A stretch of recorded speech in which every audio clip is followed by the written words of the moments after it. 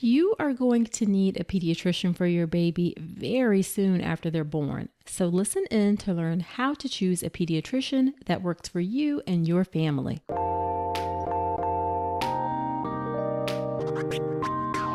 Welcome to the All About Pregnancy and Birth podcast. I'm Dr. Nicole Calloway Rankins, a board-certified OB GYN physician and certified integrative health coach. Every week, I break down topics, share birth stories, or interview experts to help you have your very best pregnancy and birth. Quick note, the information is for educational purposes only and is not a substitute for medical advice. See the full disclaimer at ncrcoaching.com/disclaimer. Hey there, welcome to another episode of the podcast. I am so glad that you are here with me. This is a really fun episode for me today. I'm talking to my friend, Dr. Phil Boucher. Phil is a pediatrician, a father, and husband from Lincoln, Nebraska. Phil and I got to know each other because we both have online courses. Phil's course is called Mighty Sleepers, and it's an evidence-based program to help your baby sleep through the night. It's a great program. I'll link to it in the show notes. And of course, my online course is the Birth Preparation course, which is an online childbirth education class that ensures you are knowledgeable, prepared, confident, and empowered going into your birth. I'll link to that in the show notes as well.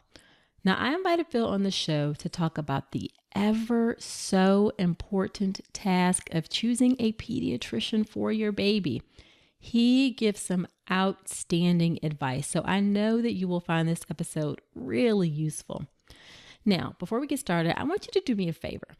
I love to know who's listening to the podcast. So I would really appreciate it if you take a screenshot of your podcast player and post it in your Instagram story.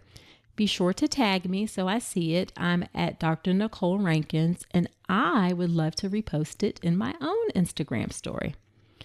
Now, speaking of who's listening to the podcast, let me give a quick listener shout out to Tadpole. That's Tadpohl. I like that. She left me a review in iTunes, and it said, "Finally an OB who gets it. Refreshing, informative, and easy to listen to. Love it. I am a birth and postpartum doula that will be suggesting this podcast to their clients. Keep it up." Well, thank you so much for those kind words and for sharing me with other folks. I really, truly appreciate it. And I will definitely keep this podcast up. All right, so why don't we go ahead and get to the interview with my friend, Dr. Phil Boucher. Well, hey, Phil, thank you so much for agreeing to be on the podcast. Thank you. I'm so excited to be here. I have loved following along and learning all about moms and the OB side of things. Yeah, absolutely. Absolutely. So the purpose of today's episode is to help my listeners with the very important task of choosing a pediatrician. And I thought we would start by having you just tell us a little bit about yourself and your work and your family. I am a pediatrician in Nebraska. I grew up in my I grew up here where I'm working. I'm back in my hometown. My wife is from a nearby city as well. She's just from up the road. So we both wanted to stay in Nebraska, and that's where we ended up and are grateful for that. We have 4 young children, and actually at the time of this recording are expecting number 5 in about 4 or 5 weeks from now. Wow. And yes. And I am in private practice. I've got a great group that I'm a part of and love getting to see parents in the office and talk with them in advance before delivery, even about what to expect. That's just the highlight of my day, is getting to see new parents that have just gone through the whole delivery, birth process, and then they've got this bundle of joy that they get to look at. Awesome. Awesome. I've never been to Nebraska. I don't think I've ever... I'm like, have I ever been to the Midwest other than like Chicago? I don't think I've ever been to Nebraska. Is it very cold there right now? I'm presuming. It is freezing cold. I have a space heater in my office that I had to turn off so that I could record this without the background noise. Oh, wow. But it is cold. And, Nebraska's new slogan this year that they just came out with and everyone's been talking about is Nebraska, it's not for everyone. And that's the slogan, because there's really, it's flat. There's no mountains. It's very hard to do any sort of outdoor hobbies. There's no beach. But the people are just unbeatable. And the football is okay sometimes. There you go. There you go. All right. So getting back to choosing a pediatrician. So when should a family start thinking about choosing their pediatrician? I think it's a good conversation to have in the late first trimester, early second trimester. I mean, I don't think you have to be, have them picked out before you've even conceived or anything like that. But I think that once you are approaching that time where you're thinking about what hospital are you going to deliver at, or the specifics of your birth plan, then that's the time to make sure that you have a pediatrician lined up as well. Right. You know what? I honestly would have thought it would have been a little bit later. I don't even think I personally thought about a pediatrician that early in my pregnancy. So you're thinking like second trimester is perfectly fine. Yeah, I think that's a great time to do it because for some pediatricians, their practices are kind of full.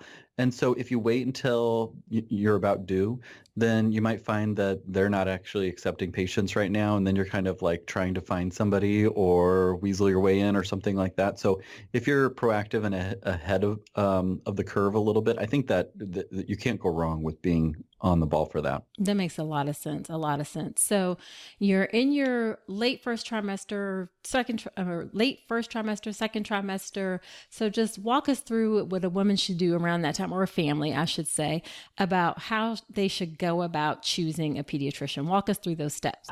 Most of the way that people come to us, I think, is through asking friends and through Facebook recommendations, who's a good pediatrician.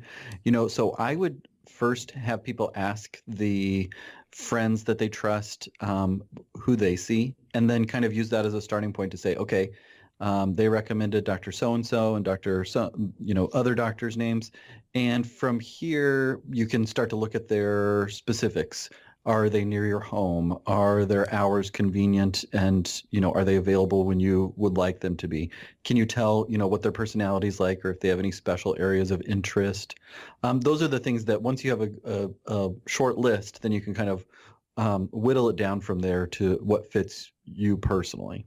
Okay, so I can definitely speak from personal experience of having two children. You do not want a pediatrician that's like on the other side of town if you can help it. Right. So when you Yes. have a sick kid, you want to be able to get in quickly and make sure that person has availability. So for sure, where they're located and their hours are crucial. I agree. Availability is really important, and location availability is important too.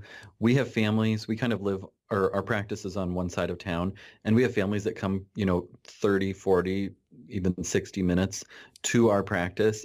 And I always kind of I feel both honored that they drove all that way just to see little old me, but also it's difficult for them because there's such a commute and such a time to get to your doctor's office. So if you have the ability to see somebody that's close by, I think that's helpful for sure. And then, not just location availability, but hours availability too. And finding somebody that works with your schedule. Some pediatricians have weekend hours. Some have evening hours to accommodate schedules. And both of those, finding what works for your family and what works best will be the most benefit, because then you can see them when you need them. What we always find, or what we really get frustrated with, is when patients feel like they have to go to the urgent care or the ER where they don't know your child. They don't know children as comfortable as we are with them. So they do extra tests. They order extra medications and things like that, where if we can get them in our office, then we know that we can provide really high quality value to them.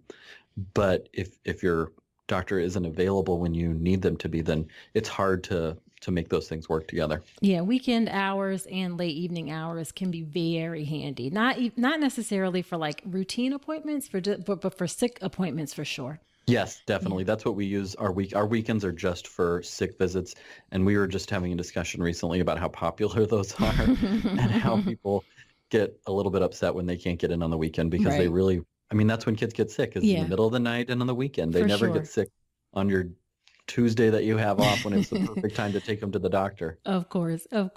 So you've talked to some friends, you've gotten some recommendations, maybe you've narrowed it down to like 3 choices. What are your thoughts on prenatal consults with the pediatrician? I think that prenatal consults are a great opportunity to get to meet your potential pediatrician and make sure that your personalities mesh.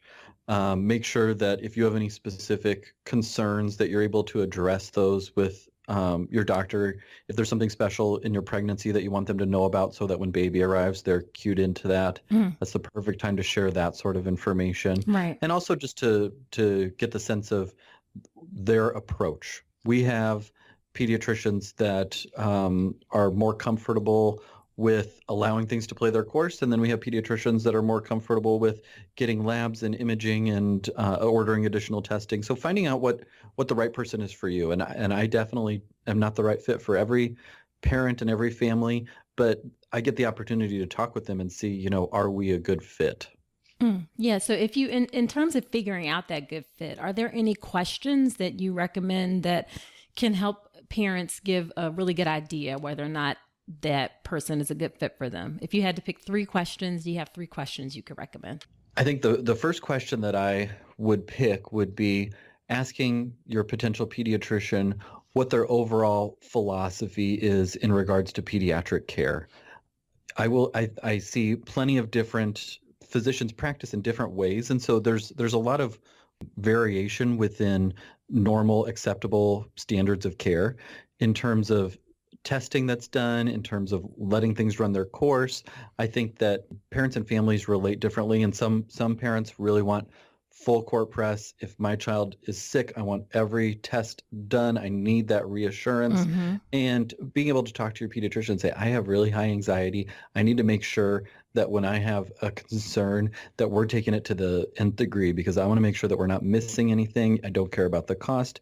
I don't care about, overuse of medications. I just want to make sure that whatever we can do is addressed. Right. And that's a really great point. I want to say real quickly that that's the same thing I tell women to ask about their OB doctor, if their philosophies matched. Are you somebody who's okay with like a low intervention birth and, not intervening unless needed, or are you on the spectrum of intervene and Pitocin and IVs and all the technologies and all that kind of stuff? So this is a great instance of where, philosophy is a really big, asking about philosophy is a great question to help see if you're a match. Yes, definitely. I think that's the biggest thing, because most of the time, the actual medicine is going to be quite similar from doctor to doctor.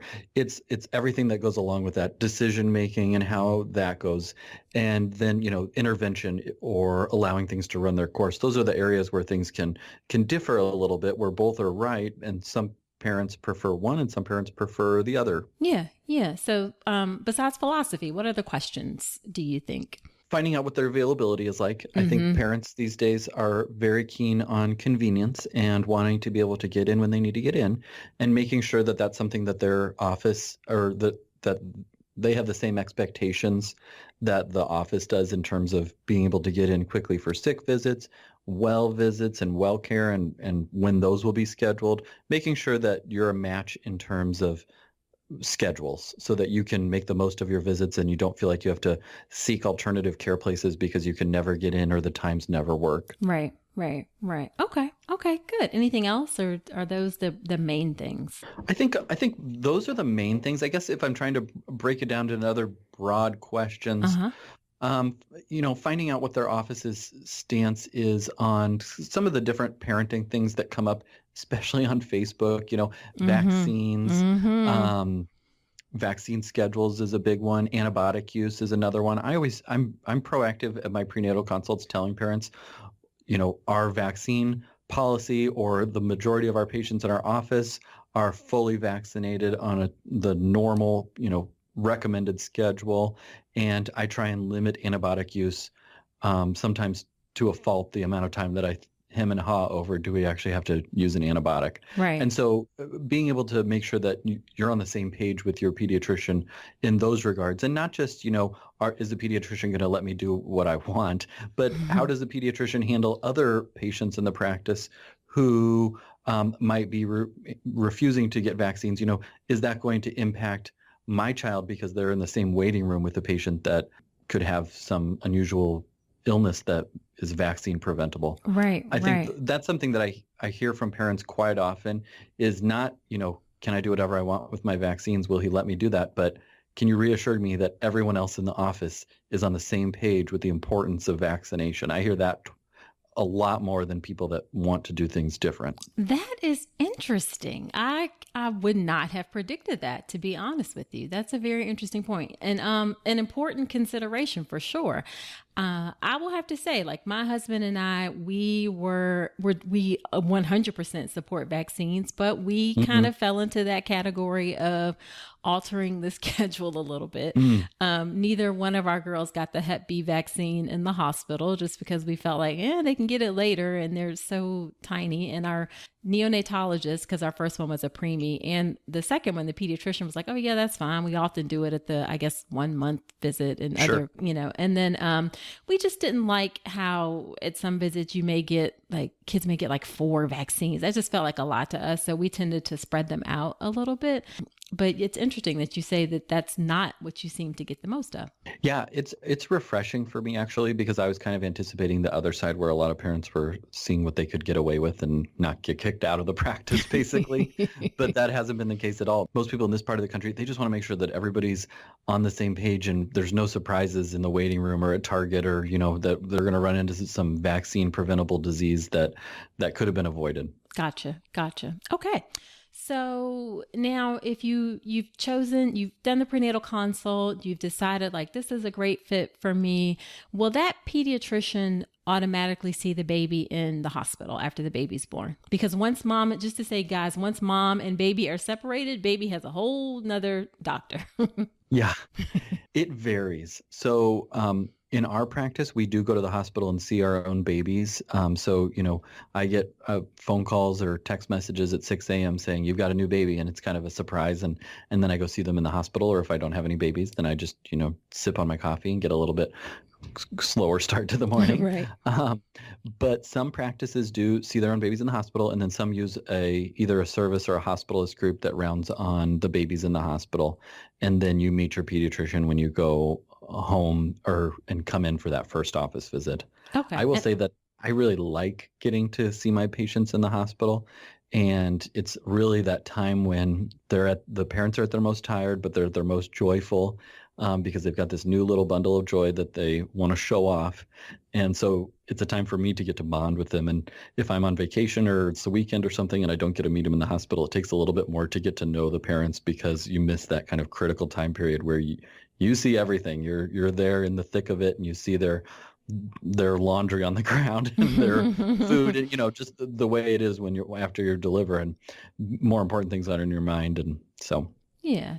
Now, how soon will you see the baby after they're discharged home? I typically have parents come in either the day after they go home from the hospital or the day after that. The biggest things that we want to watch for are making sure they're not losing too much weight, because all babies lose weight. Once they are born, they are at their birth weight. They lose about 8 to 11% of their birth weight before milk comes in and they start to gain weight.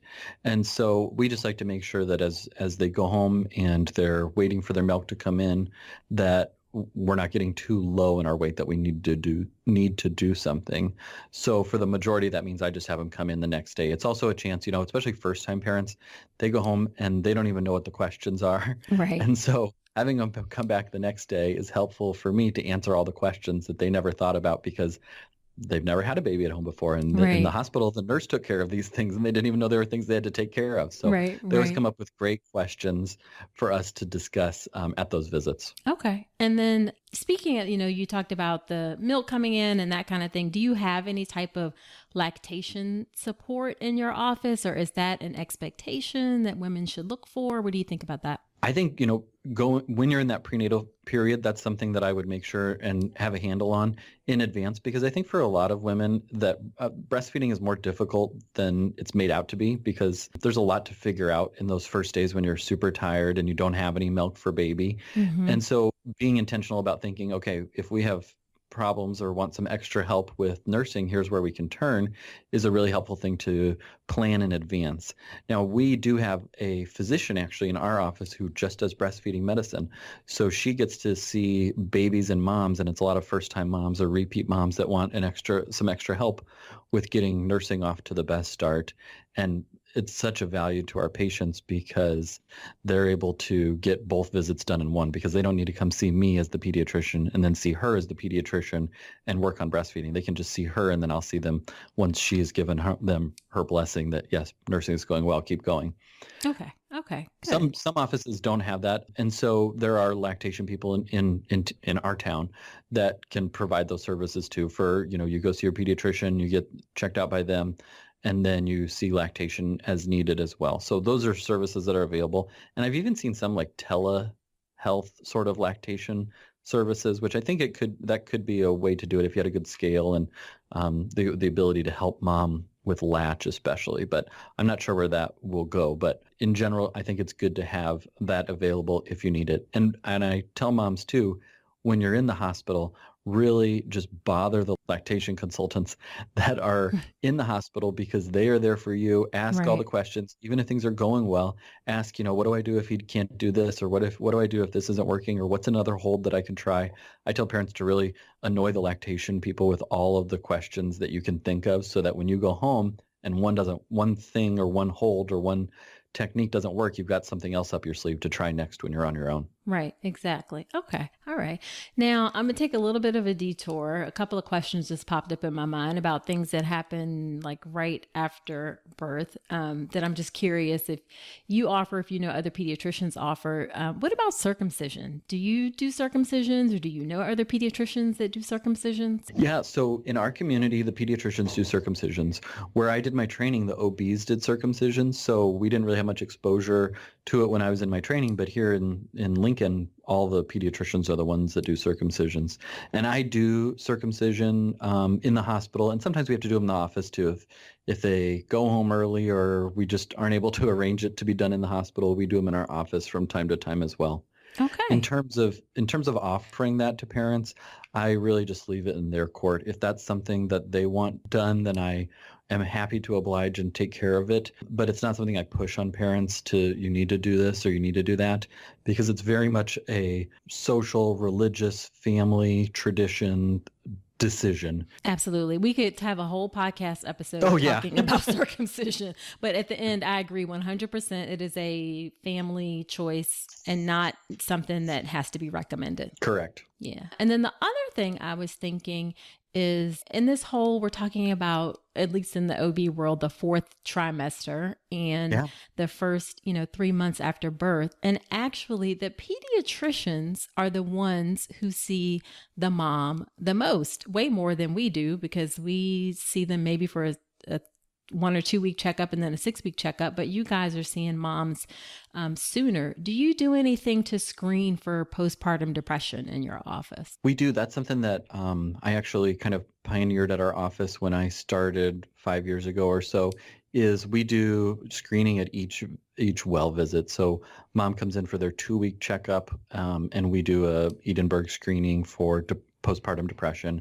And we do that at each visit thereafter, so at a month and at 2 months and 4 months and 6 months. And that's what the American Academy of Pediatrics now recommends too, is to do screening for the first 6 months of life. And you're absolutely right. We see moms a lot more than their OB does once they've delivered. And so we're at that kind of critical point to intervene, or at least ask the question, because it's a lot of times no one has asked them, right, how are you doing? Exactly. And I always make a point, especially at that 2 week and at that 1 month check, making sure that it's not just how's it going, how's baby, it's how are you doing, and are you getting the support that you need? And I try and make it easy for moms to tell me that they're having postpartum depression or postpartum anxiety, or they're not sure if they just have blues or if it's something more. And then from there, we will set them up either with their OB to discuss options, or with women's therapists that we have in our community too. We take the ball and run with it and let the OB know, mom came in and we're working through this, and she may call you and need some extra help. Awesome. A real group approach, team approach to taking care of not just babies, but moms also, because you can't have a healthy baby if you don't have a healthy mom. Amen. Yes, 100%. That's what I tell moms too, because a lot of them have a lot of guilt over different things. If breastfeeding's not going as well, or something else isn't going as expected, then they have a lot of guilt. And that's what I tell them is, a healthy baby has a healthy mom too. And so we have to take care of both the mom and the baby in the womb, and then on the outside too, is Yes. we have to care for the whole family. Yeah, absolutely. Absolutely. So I want to ask you just a couple questions to help the listeners get a sense for who you are, not just as a doctor, but as a person. So why don't you tell us a little bit about what's the most rewarding part of your work? For me, the most rewarding part of my work is getting to see parents over the first years of life with their new baby or babies as they go through and have multiple kids over the years, getting to see them really flourish and thrive as parents. I think my favorite is getting a new family in and really getting to see, all those initial questions, all of the initial worry, and watch that melt away. And just kind of, I feel really lucky that I rarely have to do much other than give them reassurance and tell them what's normal. Right. I don't have to intervene with baby a lot because most babies are just, thriving and doing well. And if we can stay out of their way, Yeah. then they'll just grow and thrive and do great. And so I really love getting to see them, the parents to come into the role as a parent and really feel confident that they know what's best for their child when they went from knowing nothing and relying on me for everything to then being like, yeah, we didn't call you. We figured it was fine. Yeah. And we knew that we could call you if something came up. When I get to see those, especially over they've got their first baby and they're so worried. The second baby, they're not as worried. And the third baby, they're just like, okay, whatever. Yeah. They're like fever 103. Yeah. Okay. Yeah, exactly. Yeah. And I do get to see that a lot because with the continuity of care, that's the best part is I get to see that over time and see the things that would have had them running into my office or into the ER with their first baby. The third baby, they're like, yeah, we were at Disney World. We really didn't even think much of it. We just gave them some ibuprofen and trucked along. There you go. Now, on the flip side, what do you find that's most frustrating about your work? I was thinking about this question earlier today.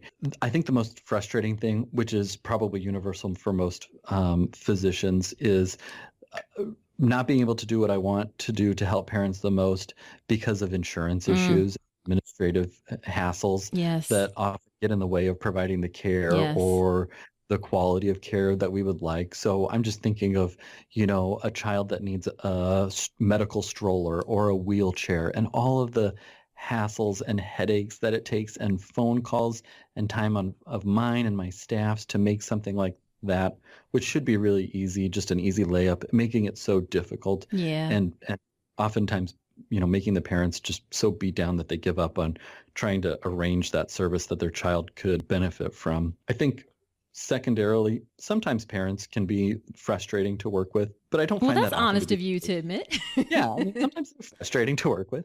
I don't find that often to be the case, and I feel really lucky. I don't know if it's just my patient population or what, but it's rarely that I'm butting heads with parents. And so that's an infrequent thing that will come up sometimes, and we can usually just talk and work through it.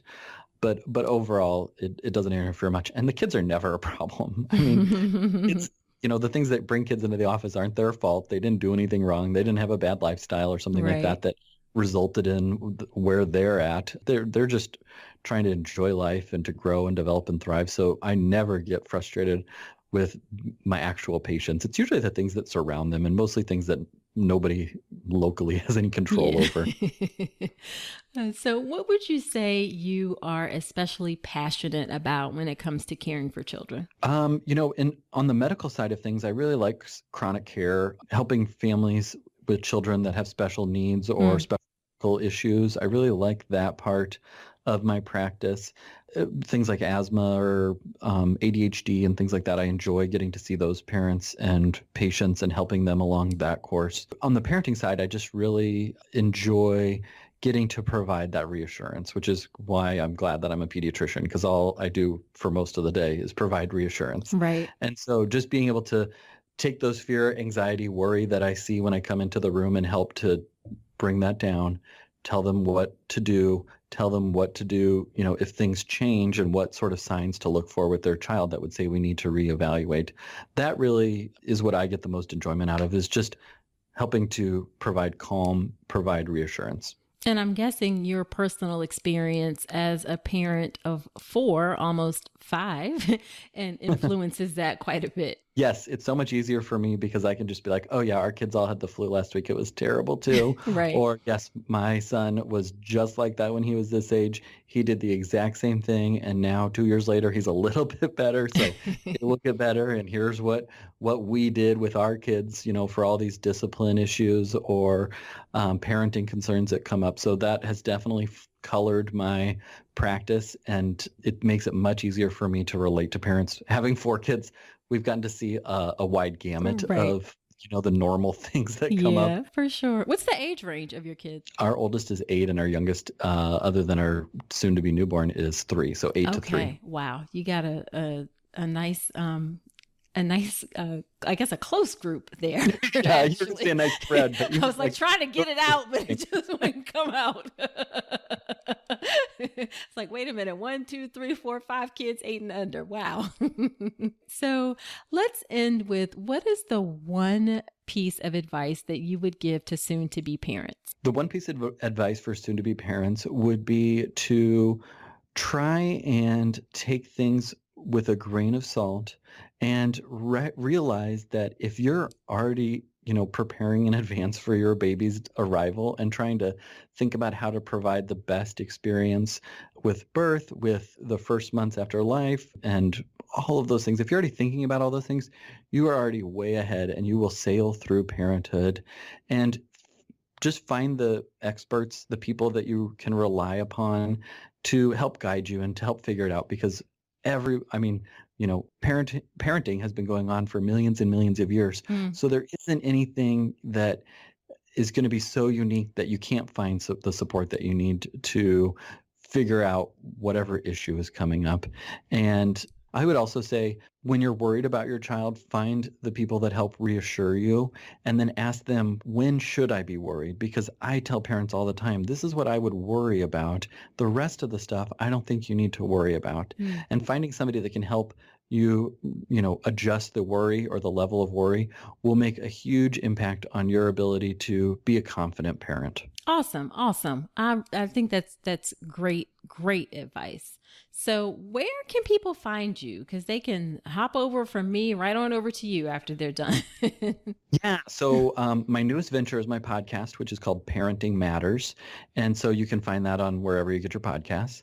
I have a website, drphilboucher.com. I'm on Instagram at drphilboucher. And I am on Facebook and have a Facebook group called Present and Productive Parents. Those are the main places to find me, I guess. Pretty much anywhere online at Dr. Phil Boucher, you can find me. Awesome. Well, thank you so much, Phil. I really appreciate this. Oh, it was fun. Yeah. And good luck on baby number 5. Thank you. Yes. I'm sure I'll have pictures and videos to share as new baby arrives. Yeah. All right. Well, take care. I'll talk to you later. Okay. Thanks, Nicole. Okay. All right. Bye. Now, well, that was great, wasn't it? I really enjoyed chatting with Phil. Now, after each episode where I have a guest on, I give something called Nicole's Notes, and that's just my top 3 or 4 takeaways from the episode. So here we go. Number 1, you can start pretty early looking for a pediatrician. I didn't realize this. You can start as early as late first trimester or early second trimester. That way you have plenty of time so you can do prenatal consult visits and be sure that you can get into the office in a timely fashion. Number 2, it's important to assess your pediatrician's overall philosophy towards caring for children. This is the same thing that I say when you're looking for an OB doctor. It is important to find someone who has a similar philosophy to care that you do. So how do they feel about antibiotics? How do they feel about running tests? Ask those questions so you know that you and your pediatrician are a good match.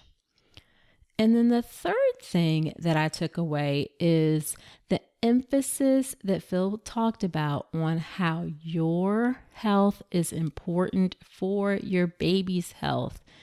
Just like during pregnancy, You have to have a healthy mom in order to have a healthy baby. That continues after your baby is born. So be sure to take time to look out for and care for yourself. It makes a difference for your baby's health when you are healthy too. All right, so what has been your experience with finding a pediatrician? Let me know in the podcast community Facebook group. It's called All About Pregnancy and Birth Podcast Community, and we are growing every single week. It's a great place to be, so you definitely want to join if you haven't. I will link to that in the show notes.